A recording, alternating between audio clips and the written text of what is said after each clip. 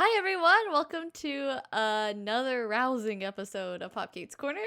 This week we're going to be talking about the first 3 episodes of WandaVision and kind of our predictions for the series moving forward. So yeah, from there, do you want to take it off, Anonybob? I can. So I guess what do you want to do? Just quick synopsis of WandaVision real quick. What's going on? Who is Wanda? I guess. Who is Vision? I should add, spoilers are ahead. If you have not seen the first 3 episodes of WandaVision, turn back now. Go away. But if you didn't realize that coming into this is kind of your fault. Yeah. I'm just saying, anytime that people are like, oh, you didn't have a spoiler warning, it's like, it's an implied spoiler warning. We are going to be discussing a show. If we don't discuss what the show is about, then that's... I know. I'm just trying to be kind. Sorry, trigger warning. I'm mad. No. What? Anyways, down below, if you have read it, or you've seen, not read it, if you have seen them and you would like to have a more I don't know what I'm trying to say. If you want to read about my thoughts on my own, I have a blog post that will be down below in the description. Please feel free to check it out. I've enjoyed writing these for each of the episodes that we've done so far. Oh, this is lucky number 4. Is it? Yeah, this is our 4th episode. Oh, yeah, it is. I keep getting confused because I think that the one that we did with Kyle is 1, but it was actually 2, so. We've done 2 with Kyle. I know, that's why, yeah. Okay, I see. Yeah, so this is our 4th episode. How exciting is that? It's very exciting. I think that a lot of people are going to be proud of us. I hope so. Look at me now, God. Anyways. Back to WandaVision. Do you want to provide the synopsis? Yeah, so Wanda, she and Vision are hanging out in this new town called Westview. And New Jersey. Westview, New Jersey. Westview, home of the New Jersey? Home of the New Jersey. Home of the New Jersey. So they're hanging out in Westview, home of the New Jersey. And, they're just kind of playing out their lives. They're kind of going through an accelerated timeline. I would say that their relationship is progressing too quickly. But they go from being married to having babies in the course of what I would say is maybe 6 days. And I gotta say, we had a... Your jealousy is showing. My jealousy is showing. It was 3 years before we were engaged, 3 years before we were married, and who knows with the babies. And what was I saying? Oh yeah, it's all sitcoms, and more specifically, very specific sitcom moments that are embedded into our brains. We've got the dinner with the boss that leads to promotion. We've got the talent show to raise money for some event. For the children. That was a spoiler. And 3, we've got the baby is coming and nothing goes right moment. All of those classic TV tropes. And as we as we go through the years, we get more and more shenanigans as those tropes are turned on their head, or not really turned on their head, but the existential dread of this universe and the weirdness of sitcoms in general is juxtaposed with this very real, terrifying, scary, I don't know what the hell's going on. Mm-hmm. Obviously, with all your nightmares. I've had nightmares, guys, and it keeps getting worse, and I don't know what it is. WandaVision triggers something in me. Maybe the TV aspect of it is like, oh yeah, this is like normal life. But then, if normal life is like this, then all of the terrible things are just outside the door. Yeah, exactly. Nailed it. I haven't slept. Anyway, so that's WandaVision. High level. Thoughts, feelings, concerns? As you kind of hit on each episode, obviously they pull from like a variety of sitcoms, but they have a specific one that they really hone in on for each one. So you'll see bits and pieces of them, but the first one was the Dick Van Dyke Show. Mm-hmm. Not like you obviously you hear like, oh, it's I Love Lucy, but you kind of, it feels like it's strongly pulling from the Dick Van Dyke Show. The second episode is Bewitched. Mm-hmm. Well, I guess more importantly, it's like the mood of that series. Yeah. And so like Dick Van Dyke and I Love Lucy, they're very close, similar shows. Mm-hmm. And so like there's similarities in both presented in the episode from both of those shows. But that was the mood of like the 1950s show. Yeah. Whereas Bewitched is the mood of the 1960s 1960s show. Yeah. And then this last one was the Brady Bunch, which is funny because they played a lot off of that, but the theme song that they used for this one was definitely the Partridge Family. Yeah. So I just thought that was kind of funny. They also, I didn't know this, but Mork and Mindy Mm-hmm. was from that time period Yeah. too, in the 70s. I didn't know that. But they also played off of kind of the idea of a sci-fi couple That makes sense. as well in this, in that you had one character who was using their powers and being ridiculous, while the other one was sort of the more grounded one. I really love seeing this though, and I'm excited to see how they carry it out. What's been described is like the first 3 are the first arc of the story, the middle 3 are the second arc of the story, and the third arc is like the big, like, The finale. where does this go? Yeah. We already kind of know that it's going to be tied into not only just, this is the start of the 4th phase of the MCU, and we know that it's directly going to be linked to the Doctor Strange Madness, Mansions of Madness. yeah. Arkham Horror, Mansions of Madness. Yeah, it's all that. And so I just feel like that also means that we're probably going to see a lot of the tie-in with the Spider-Man films as well. Mm-hmm. I hope that there's when we're in the like early 2000s sitcom, she's sitting down watching Tobey Maguire Spider-Man. Based off of the trailers, because we rewatched the trailers last night, just trying to. We're gonna bleed out as much content from these 3 episodes as we possibly can. Absolutely, but we know that one of the research assistants, Natalie Portman's like friend and partner in science, is going to be in this series, Kat Dennings.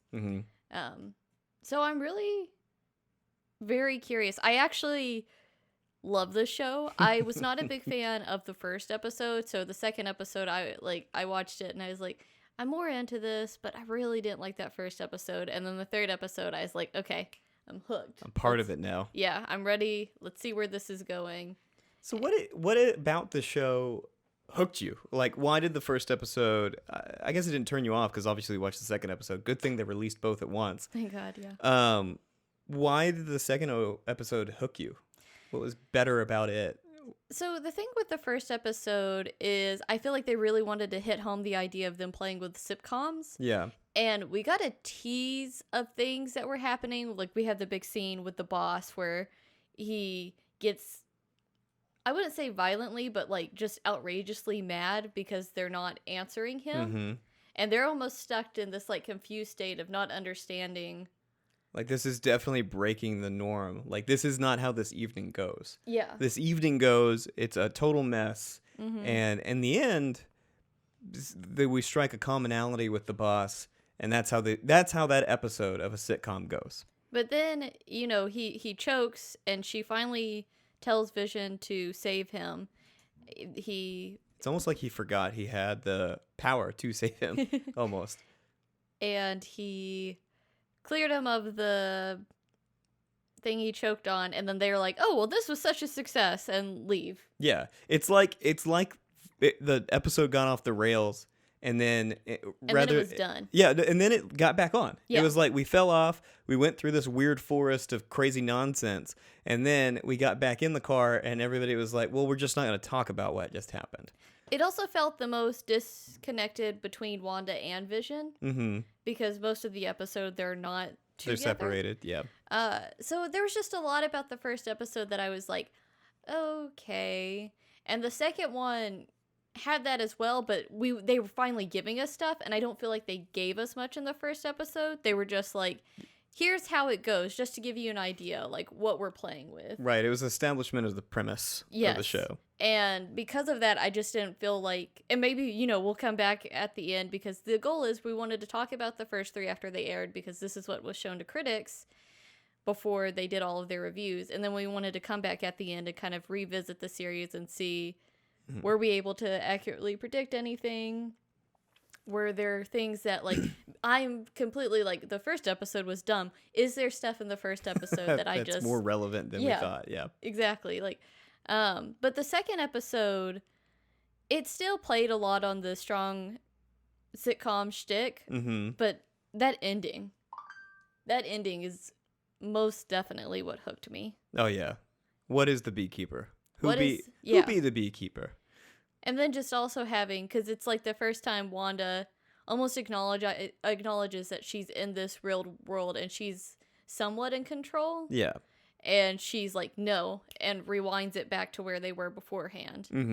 But it begs the question, how much is she in control? When does she have the ability to exert control?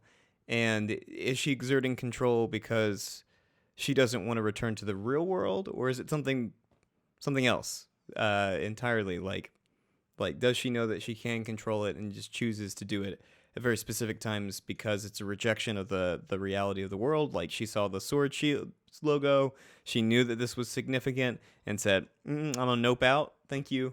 One of the things that I love that you we rewatched all 3 episodes together last night just so we had them all fresh on our mind, but the thing that I love that you pointed out in the second episode is they hear like this loud rustling noises and they're like, it's the branches. Oh, it's just like the wind with the branches. And then the next morning, Wanda walks out and there's the toy helicopter. And I love that what you said, and you're like, wait, hold up. Do you think that this is possibly, that is what was making the noise outside, is there's this like helicopter overhead trying to get in? Also, you know, and I'll just trying to get in, and it's almost like maybe it's not Wanda, maybe it's the thing that's keeping her here, but it turned the helicopter into a toy. But I was going to say that also could make sense because that's when we meet our first SWORD agent, Monica, who goes by Geraldine. Right. We only know that she is Monica because she's cast in another. She's cast in Captain Marvel 2. Yep. And Miss Marvel, I believe. But she's the daughter of Captain Marvel's best friend in the first movie. I'm just blanking on names because I didn't super love Captain Marvel. I wanted to. I really loved Brie Larson, and I actually loved most of the film. I just really hated the third act of the film, and it kind of killed the rest of the film for me. Hang on, I was gonna... Yeah. Maria Rambeau? Maria, that's right. Maria, and then Monica's her daughter. Yep. So we've already met this character. She's been established in the MCU. And then we're going to see her kind of play out in the future of the MCU. Makes complete sense, but I love that we're getting all these teases of SWORD, but it seems like Wanda doesn't think she can trust them. No. It definitely seems like she feels like she can't. And it's super, I don't know, it's super weird. The show has done a great job of making me uncertain. Oh my gosh, my phone. The show has done a great job of making it uncertain whether or not it's Wanda or if it's something else that's doing this, or some combination. It does feel to me like it's some combination. It's like almost like Wanda didn't want to be here, but now that she is, she likes it and she doesn't want to go. Yeah, because there's definitely this idea that she got lured into this because it reunited her with Vision. Because as we know, Vision died in Infinity War, and they did not bring him back in Endgame. Right. And so he's gone. Yeah. He's gone, and I loved watching that trailer last night because I had only seen the second one. I'd never seen the first one. Oh, the part where it's like, you're dead? Yeah, you're dead. And then they cut it where it has this, like, the evil witch cackle because she's dressed up Catherine as a witch. Hahn's character, Agnes, is dressed up as a witch. But we also, everyone seems to think that she is one of the witches. Agatha? Agatha. Who is working with Mephisto. It also totally makes sense that it's Mephisto. If it's not, I think I'll probably be pretty disappointed. They've done a lot to hint at that, and there's so much comic book history that the creation of Wanda's children is wrapped up with Mephisto. Like their first iteration is because he just wanted to steal her power. Yeah, and so he like convinced her to make them so that he could absorb their power. And like it feels like there's a little bit of that here. Obviously the show doesn't want to just be that, but it does seem like there's a lot of they wanted her to make a kid. Yes, like that was very much something from the very beginning that Kitty from That that 70s 70s show. It's a question that she brought up. Catherine Hahn's character, Agnes brought up, like what? Why do you have kids, or all these other things? Like there are questions from the very first episode that people in the community brought up towards them, and then the second episode hones in on that again. Well, that's what it's so funny because I had written that down because the first person, like you said, is Jonah Jo Rupp, Miss Hart. Mm-hmm. Her character brings up, she's like, why don't you have children yet? Yeah. And then the second episode, she's talking with Agnes outside, and Agnes goes, and you want to get in with Dottie because she's great for school board admissions. Mm-hmm. And Wanda's response is, well, let's not get ahead of ourselves. Right. But then this whole event is for the children in a town that doesn't seem to have any children. Yes. And then by the end of the episode, she's like, for the children, boom, baby bump. Yeah. And so it feels like it's all this sort of like subliminal mind washing to try and convince her, you want kids. Mm-hmm. You want them. And it's sort of a like, whoever's in control of this universe, whether it is Wanda or not, it feels like there's another opposing force that is trying to force Wanda's hand in how she manipulates the universe. It's also so funny because the show has done a lot of like, we have the calendar with the heart, and they're like, oh, dinner with the Mr. Hearts, and then we have the loud boom in the house, and they're like, oh, it's just the tree branches hitting on the window. And they just accept all these facts without fully seeing them out. Mm-hmm. So it's just like this, they just keep doing things to force themselves to feel like, that Wanda specifically forces herself to feel like she is in a safe spot. Yes. Because we know Vision's most likely not there. Mm-hmm. Not in any real sense. It's just her connection. And I feel like we're really going to see that as the series goes along, because the show does a lot where it's Vision exists outside of the house, but Wanda doesn't. Yeah, Wanda's world is much more isolated than Vision's. She changes the house constantly and does a lot of stuff to keep her grounded there. That's her safe spot. And in the trailers, we see that especially. Mm-hmm. As it progresses, it seems like she just it's just her in this house. Yeah. And she's just not willing to leave, because leaving means there's no way this show is going to end on a happy note, because leaving means that she has to accept that Vision is dead and she's alone. Yep. So there's no happy ending, and there's not going to be, I feel like, a complete ending, because this is going to lead into the Doctor Strange film. Everything here is going to be so, it's just going to be so heartbreaking, and so like, you're going to want Doctor Strange so bad, which is something I never thought I would say, because I do not like Doctor Strange in the sense of the films. He's fine, but I really, I'm so curious to see how they tie it in, but I just don't see this ending in a positive way. I don't either. I mean, it is one of those things. It is a Marvel movie or TV show, and there's an aspect to those types of movies that they do end positively. That's true. I feel like they've been taking a turn with that lately, though. Yeah, I was gonna say Infinity War and Endgame are notable exceptions. Yeah.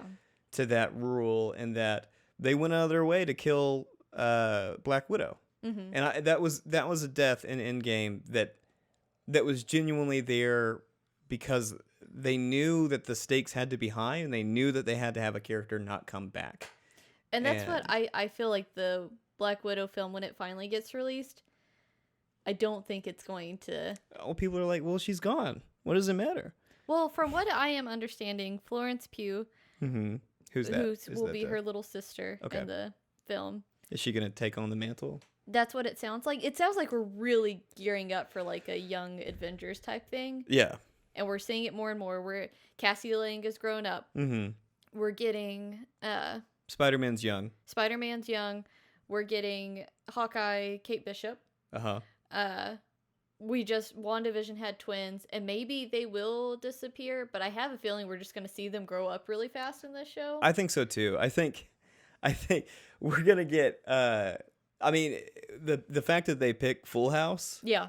is funny to me because they've talked about how that's one of them. And obviously you have Mary Kate, and Ashley, who were the little girl in that show, and she's Like is she 4. her older sister? Who? Oh yeah, she is their older, and they are doing Full House. That's going to be the '90s sitcom. So she's their older sister, and so younger sister. Sorry. Yeah. And I was like, that doesn't seem right. I was like, she seems younger than them. But yeah, she's much younger. But she's their sister, so there's that kind of connection there. But not only that, but later on in the show, when Uncle Jesse has kids, he has twin boys, and so the show has a really like long-standing relationship with twins, and so I feel like that's definitely a show that they'll probably like play up the twin aspect of it, because twin comedy is great. It's gold. It gave us Parent Trap. Yeah. It's just perfect. It's perfect for such hijinks. It's like all the shows. There's like Desperate Housewives. Yeah, Lynette, they have twins. Yeah, they have twins. Yeah. And Tween Wolf, you have the tin. You got the twins. And then you have Harry Potter. The twins. Twins are just fun. Twins are great. So much fun. Early 2000s loved twins. Also, we're getting Miss Marvel. And we're getting Miss Marvel. So. Wait, in this show? No. I was like, wait, what? They're doing a Miss Marvel TV show. So. Is she a twin? Is that why you brought that up? No, I brought it up because she's going to be in the Young Avengers. Oh, okay. Sorry. I was back to my Young Avengers. Oh. Sorry, I'm very sorry. Like, wait, Miss Marvel's a twin? Yeah, you heard it here first, folks. Wow. Yeah. She has stretchy powers, right? Mm-hmm. So maybe she is able to split herself into two, make her own twin. Could be. And each of them are less stretchy than the stretchiness of their whole. I like that I just accepted that theory, but as soon as I accepted what she said, I was like, wait. That's not going to happen. We're done with twins. No. MCU officially endorsing twins for the rest of the 20s. 2020s is the decade of twins. Oh, yeah, that'd be cool. Yeah. Anyways, so I'm very excited to see where this show goes, but it's obvious that we're going to just keep pushing forward in this. Yeah. Well, hang on. I have a question for you. Okay. Yeah. So let's just sort of like to organize our thoughts here, because there's a lot that could happen. Mm-hmm. So let's do short-term predictions, like what's going to happen in the next few episodes, and we'll do long-term predictions. So what is the inevitable consequence of this show? So start short-term predictions. Go. So short-term predictions. I think after we reach episode 6, we're done with the sitcom. The last 3 episodes are completely out of the realm of the sitcom. We do run out of decades by that point. We do. So I just feel like that's the last of it. We're going to end with Modern Family and the mockumentary. And the mockumentary style. Mm-hmm.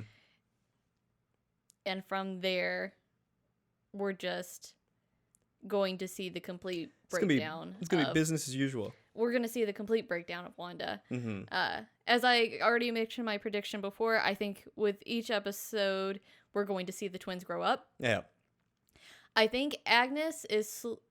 I think everyone wants her to be bad because, Catherine Hahn plays Catherine bad Hahn's so amazing. good. She can play whatever she wants. I love her so much. She's hilarious. But I think by the end of the story, she's going to be humanized. Yes. I think she's going to get more and more unsettled by this. We already kind of started seeing it in this episode. Yeah. I think she is helping to bring Mephisto. I think Ralph is Mephisto. But you think she'll be turned off by the consequences of what she did? Yes. The reality of the devil coming to town is not something that you want, but you thought you did? Yes. I think she was lured into it. I think she's the one that probably lured Wanda here. And then when Wanda... Because there's obviously an aspect. So we have 3... I think there's 3 things involved. I think we have, Agnes, Magic, Mephisto. Mm-hmm. Then we have Wanda. Mm-hmm. And then we have Sword being like, Wanda, who's doing this to you? What's going on? Right. They're trying to figure it out. Yes. Mm-hmm. So those are those 3. What I'm trying to figure out, the thing that I don't have the theory for, is the other people who live in the town. Yeah. I can't tell... Because I know everyone wants to think after the 3rd episode that Herb was saying we're all trapped. But I don't think that's what he was trying to say. I don't know what he was trying to say, but I don't think it's that. I think that's just the easiest conclusion to draw off of. It's too obvious. It wants you to almost feel like Wanda is completely the one doing this, and I don't think she is. Yeah.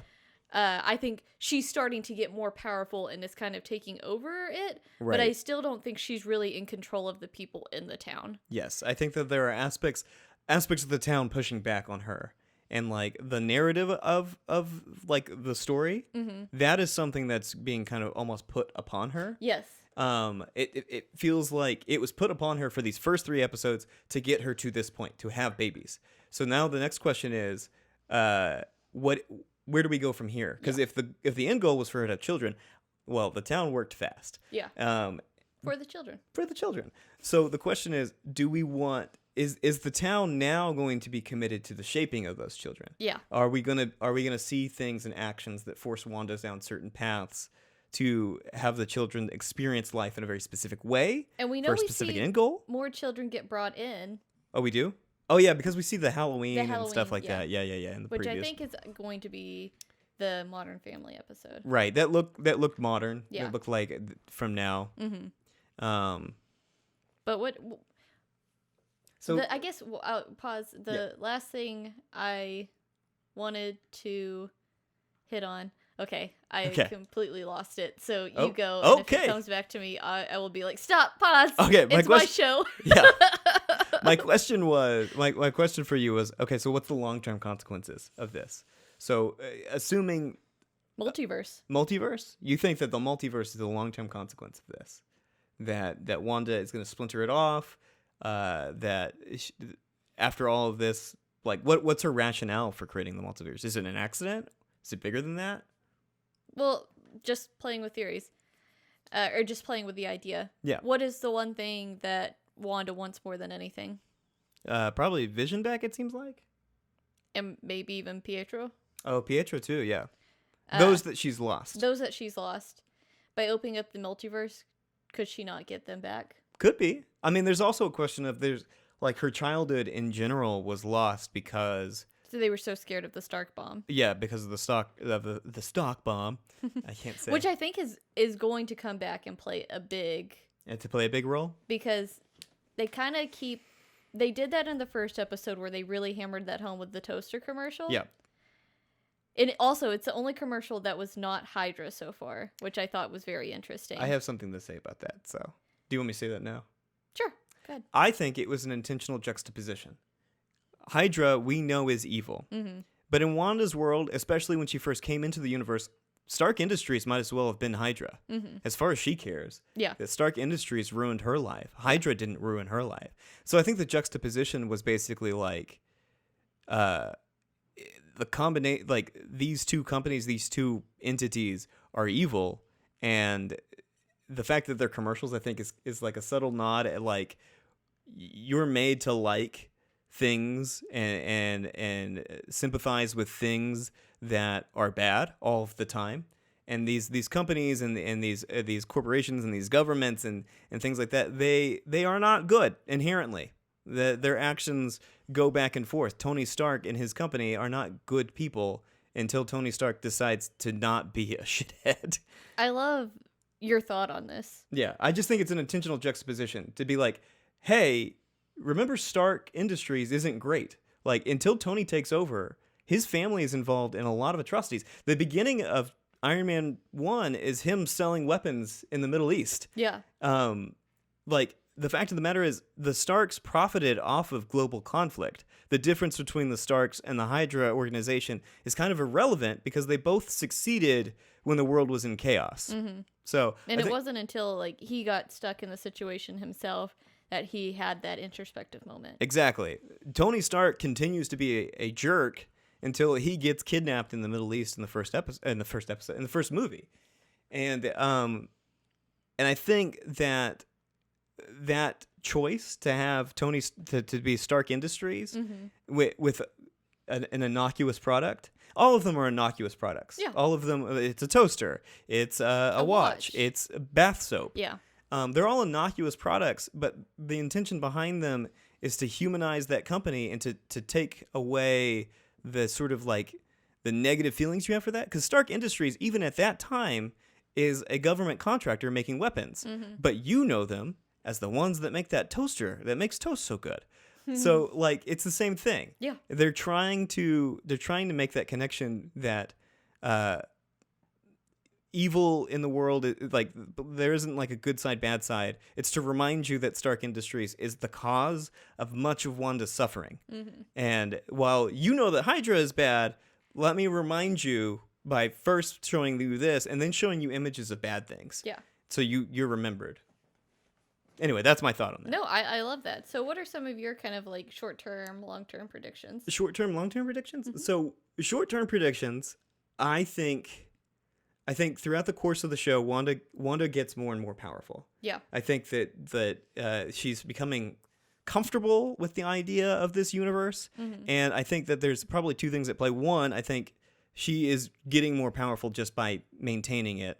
And two, I think that her urge to stay there is going to make her exert more power over staying there. Yeah. And one of the interesting things to me is that while both Wanda and Vision sort of like observe this weird stuff that's happening, Wanda seems to shake it off more than Vision does. Oh, absolutely. Oh, that's what I wanted to cut on. Yeah. So I'm glad you kind of said that. What was really weird to me is in the second episode, we saw Wanda, she was like, no. And she did the thing. And it's almost like Vision is her self-conscious. Yes. That's how I would define it. Yeah. And she kind of started pointing out the weird things. But as soon as it happened, she was like, no, we're doing that. And the third one, we get another cut, but it is distinctly different. It's not a rewind where they go back to that moment. It is a hard cut. And it was done so seamlessly that I was just like, whoa, what happened? Yeah. But I don't know if this one was her. Because it didn't seem like it was. It seemed like she was, because this is stuff that's been bothering her as well. And it seemed like she was kind of ready to dive into it. Yeah. And then it hard cut and it went the sitcom route. Yeah. I do. So I have a feeling that me personally, I kind of think that was Wanda still. I know you do. I'm just not sure. I know. I like it. We go back and forth. My rationale for that is that the frequency and intensity of the weird things that happen to them, it seems to be like going down almost. Like, well, I wondered, to me, what I was going to bring up as well with it is like she identified Monica. She's like, the sword is the evil, and identifying Monica, she was like, you're the thing that's making this bad. Right. And she ejected her. Yes. Similar is like, I also think it kind of happened with Mr. Hart. I don't know if she did it or someone else did, but he hasn't shown up again. And I'm very curious if he'll actually end up showing up again or if he's not in the universe anymore because he introduced negativity. Right. To. There was. He questioned too much. He went off script. Yes. Yeah. If you go off script, you have to. I'm sorry, I'm going to have to replace you. The role of Geraldine will now be played by. Yeah, because his wife did the cutesy thing of being like, "How'd you meet? When'd you get married? Why don't you have children?" And then Mr. Hart was like, "Tell me about the Bolsheviks." Yeah, why haven't you done this? Really he got very. He got mad. Yeah, but it was so out of scene and it didn't make sense. And that was even like when he's choking, Wanda's like distressed, but Vision just looks at him. Yes. And it really rubbed me the wrong way, especially watching it the second time because Wanda's like still so confused and doesn't seem to, she's like, why can't I remember any of this? Right. And but Vision just seems like he shut down. He just turned off. Yeah, he's just like staring at him like, oh, huh. And then it wasn't until Wanda's like, Vision, stop him. Yeah, do something. That it changed, and then they abruptly leave. Everything's great. Yeah, we get back on the rails. We obviously still have mention of Mr. Hart, but we haven't seen him again. And I just wonder if it's similar to Monica. He pushed too hard, and now they're out of the universe. They make them question what's going on here, and any questions that cause that, similar to the helicopter, something happens, and they get thrown out. They get thrown out. Dropped in as something that's not harmful. Yeah. I could see that because it definitely seems like every single time it is to get back on the sitcom track. Yeah. We want to get back to the sitcom track. And what Kitty said, I always kill Kitty. What Kitty said when she first came in, I could see that being in a sitcom. Yeah. Of this older wife character comes in and asks questions like that. I go to family reunions and we get questions like that. Yeah. And we typically know the answer to those questions, but it's still one of those things that it's a very sitcom, Yeah, it's very sitcom-y. Like, everybody's had an over-prying person come into their life and ask those sorts of questions. But somebody, pounding on the table. Goddammit. Answer it like they're, it's like a Few Good Men. Yeah. You can't handle the truth. I can't. Is weird. Also, this is just an earlier correction. Yep. I said Donna Jo Rupp. It is Deborah Jo Rupp. It just hit me that is her name. I said Donna because that's 70s show. Oh. Deborah Jo Rupp. That is her name. Oh, well, that's fine. Yeah. It's a correction that I needed to make myself. Yeah. It was bothering you in the back of your head. I was like, it's not Donna. This conversation cannot continue until this is fixed. So back to short-term predictions. Yes. Okay. So short-term predictions. Wanda's slowly getting more powerful and exerting more control over the universe as things go on. I think that Vision is definitely a construct of her mind, part of her imagination, part of the world. And I think it's the part of her that knows that this isn't real and that we can't do this, that living in this and not pushing forward and not living your life as you're supposed to, all of the things that Vision would genuinely have wanted for her, these are sort of the things that echo on his last moments before she blew up his head. Because it's important to remember, she blew it up first, and then he got rewound and got his head ripped out. Yeah. That was so brutal. Yeah. Good thing he was made of computer parts, because that would have been terrible. It still was painful. Yes. But the thing about it is, he told her this was what had to be done. He said, we need to move on. And so Vision in the universe, the version that Wanda will conjure up, has to have those attributes. It has to be the thing that defines him, that you need to move on, that living in this fantasy and longing for me and all this other nonsense, it can't be. You have to be who you are, because you are special, you are important, and you need to move on. So I think Vision is always going to represent those things, and Vision is always going to get closer and closer to the truth. Yeah. And I think that Wanda's control over the situation is going to try and force her universe and her bubble into believing that, but the version that she sends out in the world with Vision, which is, in my mind, still just her, an extension of her, that's the part that's being investigative. That's the part that she isn't spending so much time on making sure that all of the prop walls are up, so he can see out into the studio audience every now and then. And I think that will continue to be. I think that we're going to get this divergent path between the two of them, and we've seen it in the commercials a little bit. Like at the very end, they talk about fighting for their home and all this other stuff.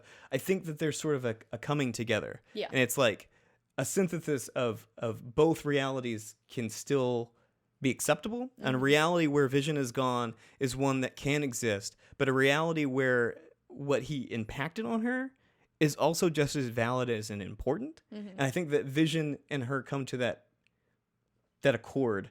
And so this version of Vision still says, I can help you. I can help you finish this, whatever this is. I'm not sure what it is yet, but he can help her finish it, but he won't be there on the other side. It's sort of like another sacrifice that Vision gets to make, which is sad, and it bums me out. I know, because I feel like the movies haven't done a great job of handling Vision and the Scarlet Witch. They didn't know what to do with them. They've always been sweet. Yes. And the sacrifice that Wanda had to make in Infinity War to only have it brought back and slapped in her face it's hard. It's hard. Mm-hmm. So you want to see this end well for her. Yes. But I don't think it's going to. But I don't know if that makes her the villain. I don't think she's the villain either. And I don't think she'll be the villain in future movies either. I don't think so either. I think what happens in the long-term consequences, I don't think the multiverse is her intention. I think it's what happens.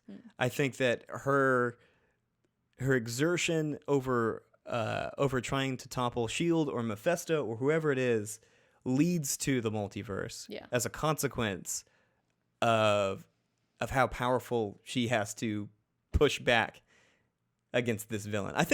I genuinely think it will probably be Mephisto. I think that S.H.I.E.L.D. seems like sorry, I always say SHIELD. SWORD seems like an organization that is intent on understanding the situation. Yeah. Because they don't understand. Every echo or thought or thing or person that's come into the universe from SWORD seems like it's trying to understand what's going on. Mm-hmm. And clearly with the people in Westview, as we saw through Agnes and through Herb, to some extent, they know what's happening. Yeah. They kind of know why they're here. And every now and then they wake up and they're cognizant of that reality. But they know that what the end goal is. So for me, I think that it is some sort of malignant being like Mephisto who is trying to push Wanda down a certain path, and I think Wanda pushes back. Yeah. And I think we're already seeing that. Yes. And Wanda pushes back, and so she's making it the way she wants it to be. I think that's why Agnes is scared. And Agnes is scared because she knows Wanda can do something about it. Yeah. And I think that they were scared of Geraldine because it does invite the question, well, if I'm not real, if I'm not really like, they don't want Wanda to leave either because that means they cease to exist, maybe. And so like they don't want Wanda and Geraldine together, but they don't want to reveal that either because then, the tent poles come down. Yeah. So by painting Geraldine as the bad guy, they get to expel her, and we as the audience get to justify that as a good action. Oh, cool. We did it. The people, they don't like her. That was weird that she was like such a weird outsider, right? So, I think that those are all good things. But sorry. Those are all good things. Those are all good things. So yeah, I think that the show, gosh, I am just all over the place. No, you're doing great. Thank you. My face is flushed now. I'm well, you're very passionate. But passionate. Well, you're like, if I'm gonna have nightmares about this, I'm gonna be fucking right. I'm gonna be pissed. Yeah. I'm mad. Okay, and then there's obviously the allusions to communism, which is great because we just in the 1960s we pushed out the other, which is awesome. We're fully invested in McCarthyism now. I'm really the character that was such a weird. I'm most intrigued by because of that Norm. Is Norm. I'm like, okay, what's up with what's Norm? up? Why are you a communist? There's something there with that. Yes, and not only that, but like Mr. Hart talked about the Bolsheviks in the first episode. So like, there's a lot of this like Red Scare stuff, and I don't know if it's just because like that's a time period. Yeah, it's a period piece of the 1950s and 60s, and if it's something we just forget about moving forward, communism isn't a fine. We did it. The thing that I love is this was another detail you pointed out. Was Wanda and Vision are the only ones that have a mailbox. Yeah. Despite us seeing the mailman dropping off mail, they're the only ones with a mailbox in the neighborhood. At least, unless everybody gets their mail at their front door. It was just odd. It was odd. That they have a mailbox down at the street, and I couldn't see a single one anywhere else in the show. Mm-hmm. There's something there. There's something there. I'm going to figure that out. There's so much things, and I feel like they're all connected. I feel like this TV show is very smart. Mm-hmm. Or it wants us to think it is, so it puts in a bunch of things that we go on red herring chases for. That's true. If it's terrible by the end of it, I'm gonna be so sad because I've struggled with the MCU. Yes.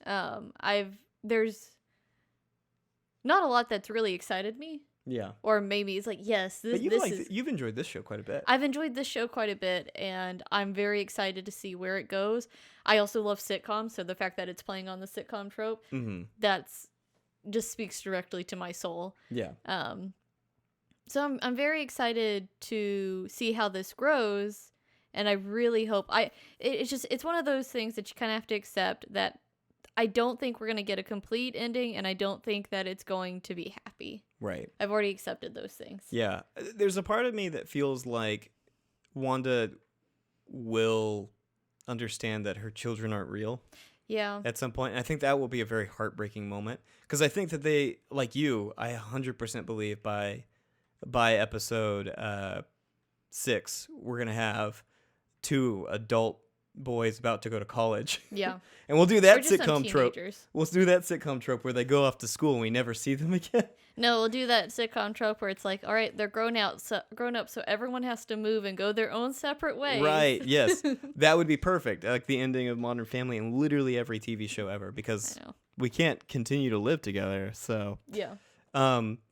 But no, I totally think that's going to be a thing. I think that, obviously either they're going to have to say goodbye or there's going to be a moment where they get to go outside and maybe Wanda and Vision have to stay in this world. It's like a sacrifice that she will hold Mephisto and this multiverse together, but her kids get to live. And we've kind of already seen that in some ways, because there seems to be a part that I don't think is connected anymore to the sitcoms, and Wanda's like in the gray jacket with the white t-shirt, and her hair's like in the ponytail, but she looks messy, like she just like she's falling apart. Yeah, I also think that might be that's just where sitcoms are going. They just assume sitcoms are going to be bleak realities going forward. No, I have a feeling that it's like we're no longer in the sitcom realm anymore. I know we see a scene where Vision is in there, but I think that's her, like, still, that's the last thing she can cling on to, but she knows that it's no longer there. Right. It's no longer real. She's accepted the reality that this is just paper walls, paper people, paper places. So I'm very excited.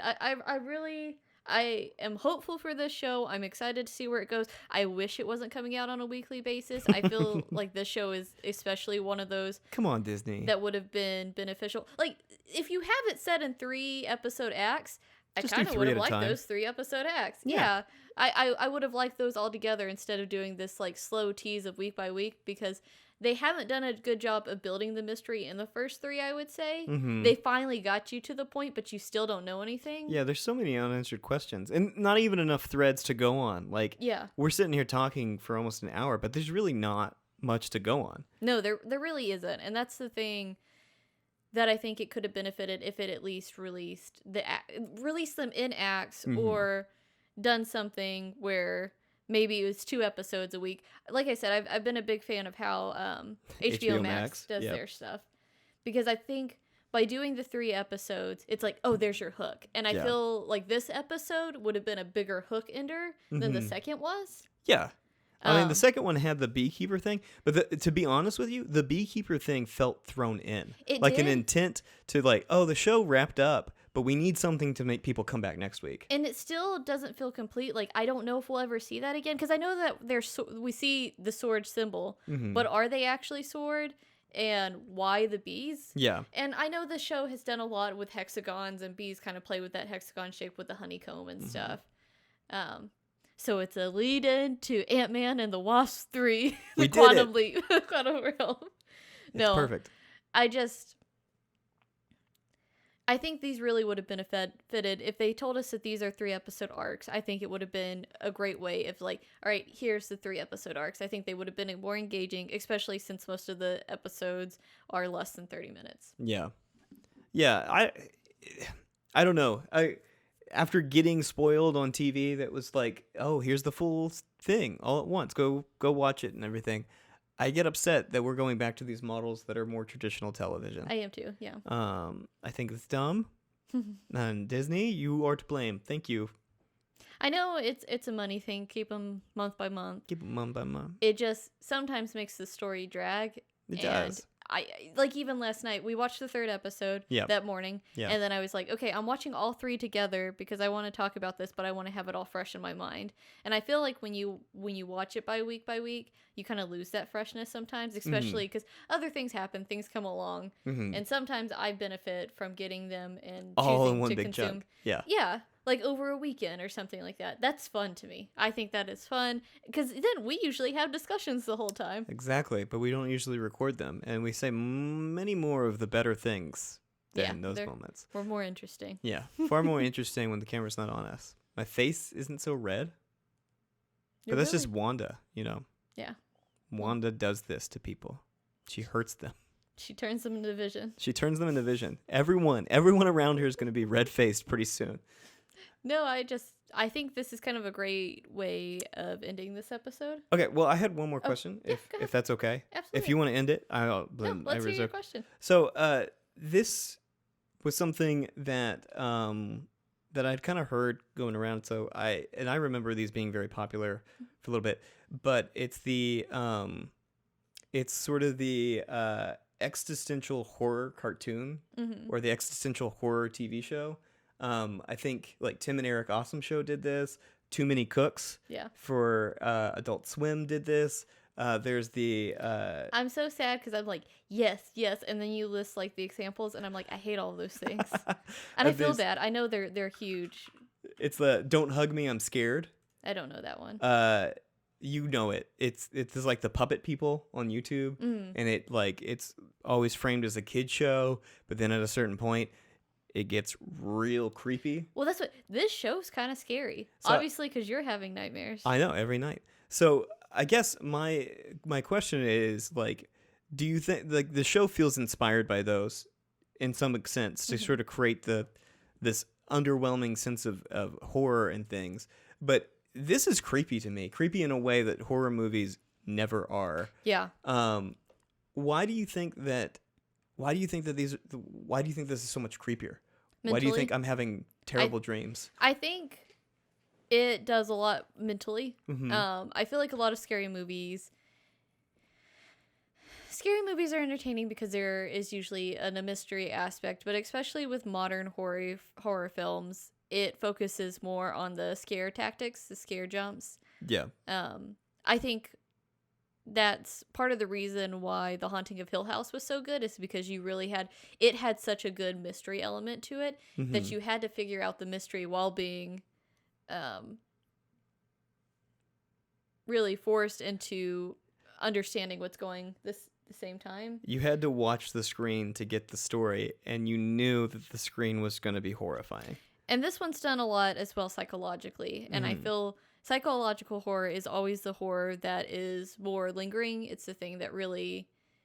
It fudges with me. It fudges with you. And I think this one, especially with how Wanda is we're watching someone who, in the first episode, isn't fully mentally aware, and then as it goes on, it's still like this thing. It's like someone's messing with you. Someone's trying to break into your mind. Right. But you don't know who or where or why or how or anything. And it's even an echo of your dreams, I feel like, a little bit. It's been a lot about... So I just think it's that idea. It's like someone trying to infiltrate your safe space. Yes. That you've created for yourself. Mm-hmm. Yeah, I can see that. One of the other things that I think that a lot of these do, and especially like one of the scariest moments for me in the show was this most recent episode where they do that really quick cut. Mm-hmm. Something about it was... So I was like, oh, I didn't like that. It was very unsettling. Yeah. And I think the subtlety of it, because the first time they did it where they rewound it, it wasn't subtle. No. It was obvious who was in control of it. It was obvious that this was Wanda exerting her power, and it felt good. It felt good to be like, yeah, no. No. Mm-mm. But that one didn't feel like a choice. No, it didn't. And if I have to build off of this idea, I think part of the reason they're having such a hard time is her split with Vision. Because I don't think they can crack into Vision. Yeah. He's like a protected resource. Yeah. In her mind. They can tweak it where it goes back to being happy, but that's always there. Right. And I think that's just always going to be growing. Like I said, she's always in the house. Especially in those commercials, it's him that we see going out and doing stuff. Yeah. So him going and like almost zapping life back into Agnes, and Agnes being like, "Oh, was I dead?" Mm-hmm. He's like, "No, why would you say that? Because you're dead." It's this moment of that's like starting to break all away. Yes. And that's what I think will lead into the final 9 is we have that shattering. Mm-hmm. Yeah. But I guess the thing of it is, when we get that final 9, I think the show loses its scare factor. It's also what I'm worried about, though. Yes. Is once we break this, it's why I'm so afraid. Like, I love these 3. I think I'll love the next 3. Yeah. I'm so afraid for the final 9 because I feel like they're almost going to go back to the whole Winter Soldier or how it's the traditional action movie. Yes. Yeah. And these characters in this story are not traditional action, and by trying to force action in them, I'm afraid it's going to end on a note that I don't like and kind of reinforce my feelings about Marvel. Yes. Yeah, we're going to go back to doing things like, well, punching them fixes it. And this is a show that very much the very foundations of reality are being put into question. And so the idea that going back and punching a thing fixes it, it just doesn't make any sense. No. So unless we rewind. I'm glad you and I are on the same thought with that. So anyway, I just wanted to bring up these really creepy cartoons and things on the internet. and to like highlight that the show seems to be drawing from those and really tapping into that surreal nature of these shows. And the big thing with them, what makes them so creepy for the most part, is that these are established norms. We know how this situation goes, and when it doesn't go the way that we predict, it is very uncomfortable, and it just plays off of that unpredictability. And I think that's when this show is at its best, when I am like, what the fuck just happened? Yeah. And I think that playing in and using the sitcoms to kind of lead us to that, it's so good at doing that, because we all know what sitcoms do. We all know these stories. We've all seen the reruns. So, yeah, anyway, that's why the show's good. And if it doesn't do that, then we quit. Yeah. Like I said, I'm very scared to come back at the end and be like, okay. Because I just don't think this is a show that gets a second season. It doesn't feel like it could. And it feels so original, and so I think the Loki show so far with the commercial they have, it has the same vibe. Yeah. But I'm really worried about the last 3 because the trailer, watching it again and seeing it, it's like it really forces this army idea at the end. Like everyone's here and they're gonna break through. Yeah. And I don't want that. Yeah. I don't know. The Loki show to me definitely has sort of a Douglas Adams like high British. It does. Yeah. Bureaucracy comedy. Yeah. And that's why I think it's going to be really, like, I think that will be fun. I think I'll like it. But anyway, I don't want men shooting people right now. I'm just not in it. Okay, well, I think that's a great way. We set our theories. I'm very excited and also scared of coming back in the end and seeing how it all plays out and then having to talk about that. Yeah. And see the disappointment, or maybe it's good. Who knows? Maybe it's good. I'm prepped to dislike it, so that means that I might like it. Yeah, exactly. That we're setting the bar low for us, so then maybe we can come up high. Yeah. I would very much like to see them be bold with the series, and I'm really afraid that they won't end it boldly, even though this whole premise and how they've started it has come out swinging. You hear that, Disney? Don't fuck this up. Anyway, thank you. Yeah, thank you guys for joining us for another Popkate's Corner. And I guess we'll see you next time. For the children. For the children. Bye.